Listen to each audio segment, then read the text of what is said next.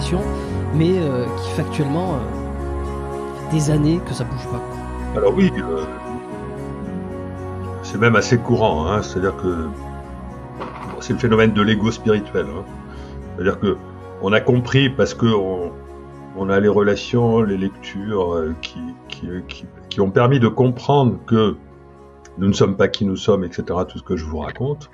Mais on a du mal à sortir du mental et le mental prend en charge cette spiritualité et on est toujours quelque part, même inconsciemment, en recherche de recettes et on est prêt à faire tout ce qu'il faut pour suivre ce chemin initiatique, mais en fait on est en train de se leurrer, c'est-à-dire quelque part de se mentir à soi-même parce qu'on n'est pas sorti.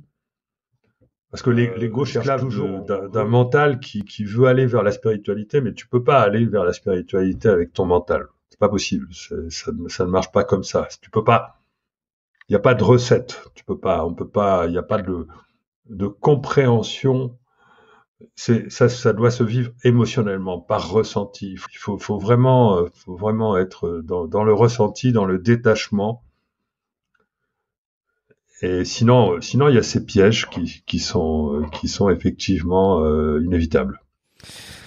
Donc, la matière ne provoquerait pas la conscience, c'est pas le cerveau qui ferait naître la conscience, c'est la conscience qui ferait naître la matière et qui utiliserait le cerveau, en quelque sorte, pour s'exprimer ou pour être là. Si je comprends bien, vous allez me dire, hein, si j'ai pas compris, tout ça est difficile à expliquer. Pour moi-même, la conscience serait générée par un potentiel vide qu'on n'arrive pas à expliquer ou à comprendre. Et ce vide-là, j'imagine bien que on n'arrive pas à l'expliquer pourquoi il est là et d'où il provient. Oui. Bon, la conscience, c'est pas quelque chose d'émergent. Elle n'est pas générée, elle n'est pas produite. Faut sortir de cette idée fausse où la conscience peut être produite. La conscience, elle est primaire. Je veux dire, Alors, qu'est-ce que c'est que cette conscience? Alors, il faut remettre en question les notions d'espace, de temps et de matière, ce que fait la physique. Et il faudrait remplacer ça par les notions d'information, de vibration et d'énergie. De dire même peut-être tout est vibration, pour faire simple. Donc la conscience sera une structure vibratoire. La physique, le jour où elle acceptera l'idée que la conscience est comme une sorte de cinquième, sixième, septième élément fondamental, beaucoup plus fondamental que les autres, considérera la matière comme une cristallisation de la conscience. D'accord? Enfin, je veux dire, il n'y a pas tellement de différence au fond entre matière et conscience. Simplement, la matière, c'est la conscience cristallisée, figée, et la conscience, c'est la matière réveillée. C'est-à-dire, on peut comprendre ça en sortant de notre conception linéaire du temps. C'est-à-dire que nous vivons pas dans le temps présent, nous sommes sur des lignes de temps. La capacité de changer de ligne de temps, c'est quelque chose qui appartient à la conscience. Le fait de rester sur une ligne de temps, c'est quelque chose qui appartient à la matière. Lorsque la conscience, elle est sur une ligne de temps figée, elle doit essayer de modifier cette ligne de temps. C'est-à-dire que la conscience, elle est liée à l'information quantique. L'information quantique, c'est la superposition d'états ou de trajectoires. Et la différence entre matière et conscience doit être considérée donc en dehors du temps de cette manière, c'est-à-dire que la conscience, elle est faite pour gérer de multiples potentialités, alors que la matière, elle est le résultat d'une potentialité gravée, bien gravée dans la réalité.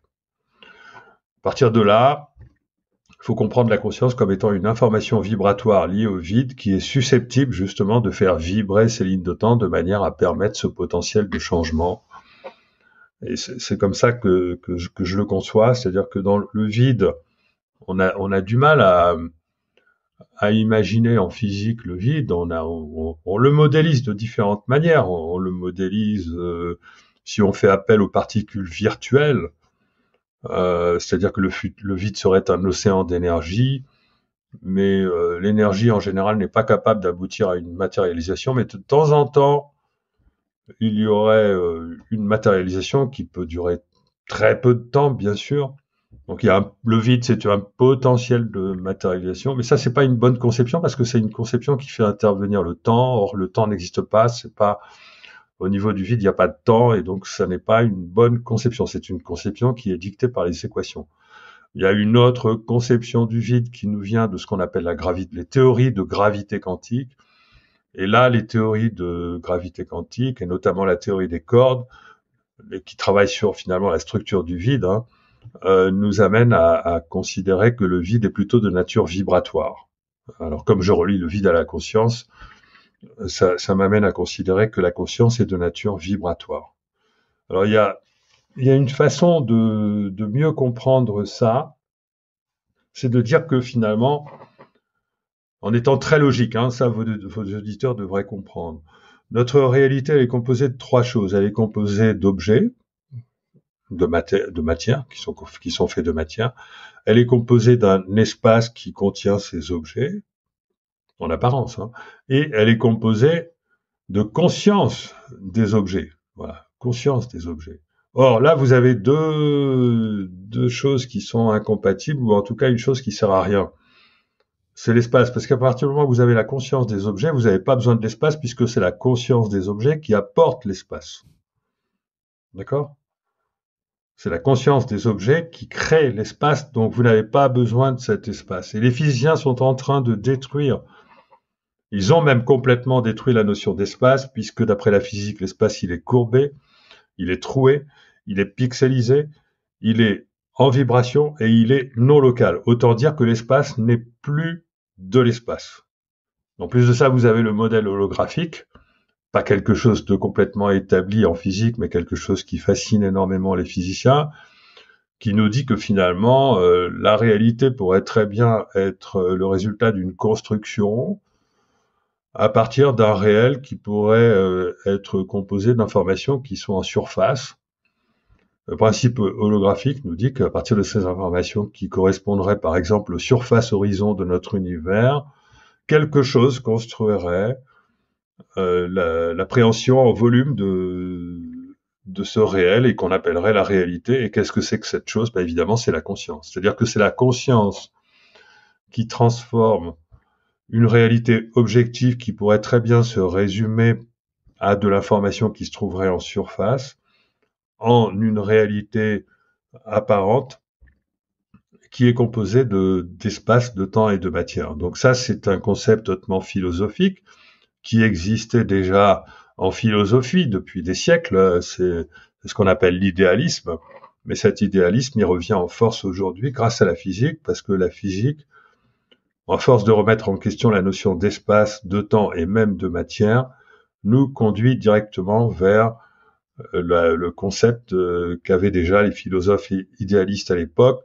Et il y a aujourd'hui un philosophe qui s'appelle Bernardo Kastrup, philosophe d'origine néerlandaise, anglo-saxon, qui a écrit beaucoup de livres qui sont lus par des physiciens, notamment. Il y a des dialogues avec des physiciens, donc on peut considérer qu'il est mainstream et qui nous propose d'adopter cette nouvelle tendance qui est post-matérialiste, c'est-à-dire qu'il n'est pas matérialiste du tout, c'est quelqu'un qui est entré dans la spiritualité de ce fait, par son idéalisme qu'il appelle l'idéalisme analytique, et lui aussi remet en question cette apparence de réalité et nous conduit vers la spiritualité d'une façon extrêmement logique.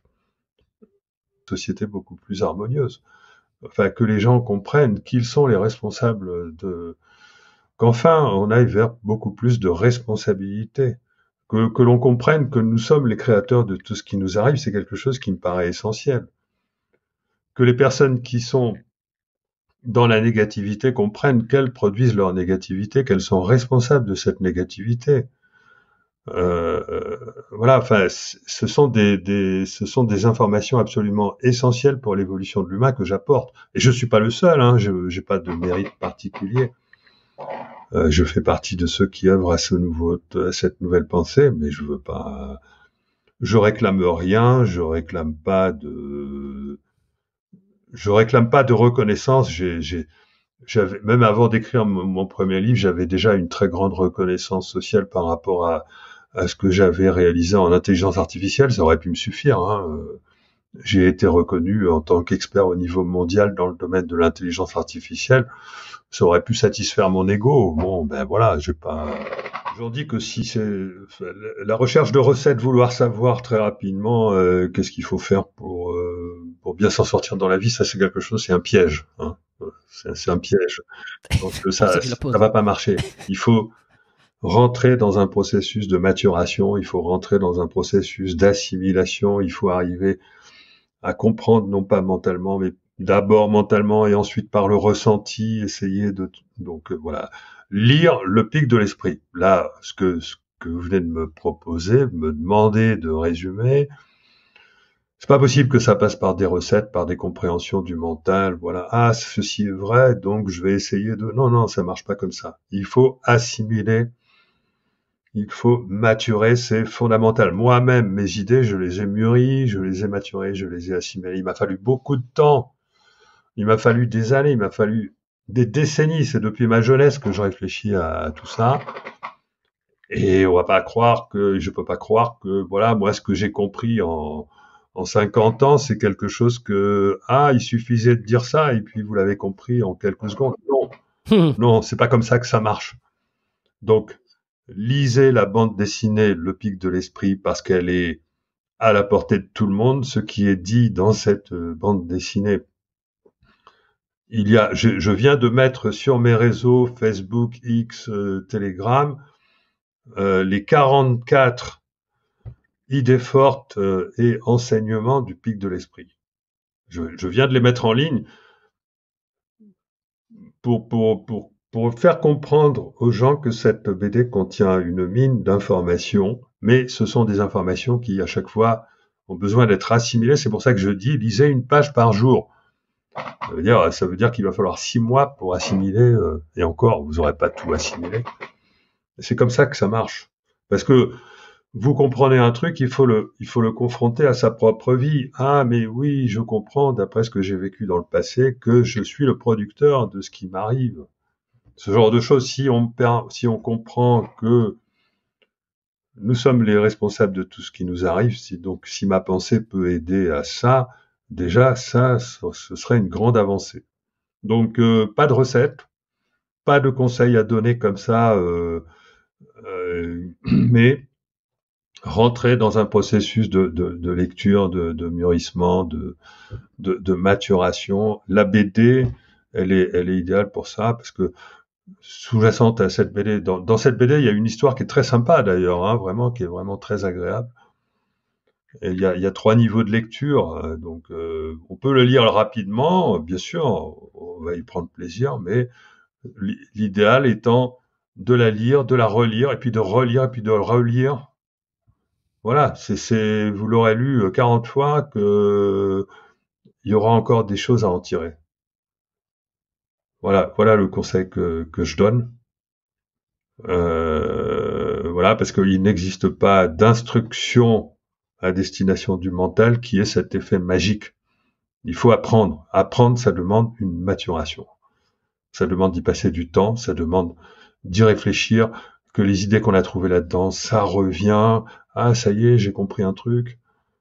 Mais on peut pas comprendre comme ça. C'est pas le mental qui produit la vérité. La vérité, c'est quelque chose qui doit être mûri, ça doit être intégré, ça doit être expérimenté. C'est en expérimentant qu'on acquiert la connaissance. Ce n'est pas en comprenant par le mental. La compréhension par le mental, ça va permettre, ça va permettre, mais ce n'est pas un aboutissement.